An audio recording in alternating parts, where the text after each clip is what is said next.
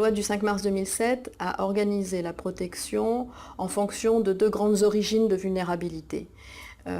Dirons que la première cause aujourd'hui de vulnérabilité qui amène à un régime de protection, elle est une raison d'ordre social et économique. Des personnes rencontrent des difficultés suffisamment graves dans la gestion de leurs prestations sociales. Il ne s'agit d'ailleurs que de celles-là, que de ces publics-là qui bénéficient de prestations sociales.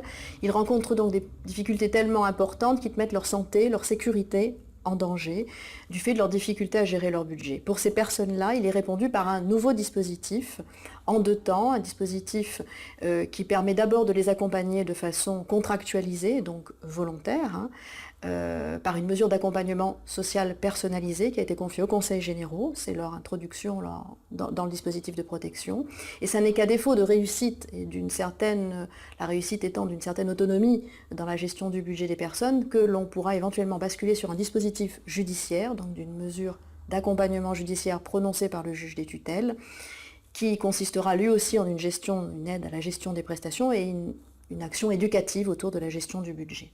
La seconde cause de vulnérabilité, c'est une cause d'altération des facultés personnelles, soit des facultés mentales ou des facultés physiques empêchant l'expression de la volonté.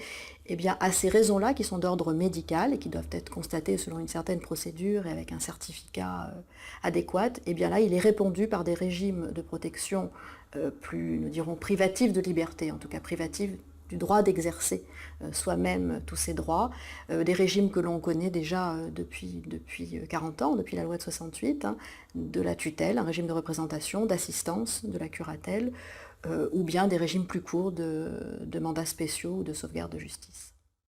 Le principe de priorité familiale posé par la loi, et renforcé même par la loi de 2007, est en fait un principe dans la réalité qui est en demi-teinte. Environ la moitié des mesures, peut-être un peu plus, sont exercées aujourd'hui par les familles. D'abord parce que la situation démographique et sociologique des familles a évolué en 40 ans. Vous pouvez ajouter des raisons parfois de pathologie qui excluent d'emblée la prise en charge au sein de la famille.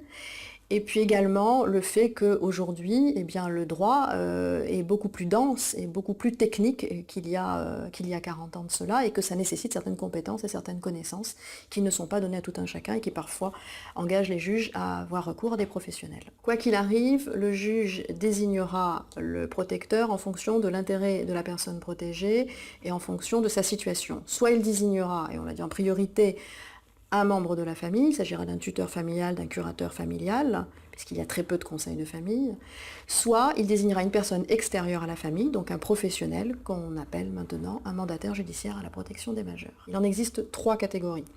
Les premiers sont les services. Ce sont en général des services développés par des associations. Les seconds sont des personnes physiques qui exercent à titre individuel, c'est ce qu'on appelait avant les mandataires, les gérants privés, qui exercent à titre libéral. Et la troisième catégorie sont également des personnes physiques qui exercent au sein d'établissements de santé ou d'établissements socio-médico-sociaux qui sont des préposés. Tous les mandataires judiciaires doivent obtenir une habilitation. Leur forme est différente selon la typologie de mandataire, mais tous maintenant doivent obtenir une habilitation. Ils figurent tous sur une liste départementale tenue par les services du préfet après avis conforme du procureur de la République. La loi a d'ailleurs créé aussi une liste nationale, qu'on appelle un peu la liste noire, où figureront tous les mandataires qui ne sont plus en droit d'exercer parce qu'ils ont été sanctionnés pour avoir sévi quelque part dans le territoire. En tout cas, ils pourront être identifiés de par cette liste nationale. Il existe aujourd'hui une formation complémentaire qui débouche sur un certificat national de compétences qui est désormais obligatoire, ce qui n'était pas le cas avant cette loi. Au-delà de ça, les services se sont engagés à intégrer le champ social-médico-social, deviennent donc des services sociaux-médico-sociaux avec toutes les obligations qui y sont liées. Obligations de contrôle, obligations d'évaluation, obligations de qualification de leur personnel. Et les usagers de ces services, les majeurs protégés, ont donc aussi tous les droits déclinés à ce secteur, et notamment tous les droits autour de l'information qui leur est due, une formation adaptée à leur compréhension, et autour du fait qu'ils doivent être au maximum intégrés à l'exercice de leurs mesures de protection et à la participation à cette mesure de protection.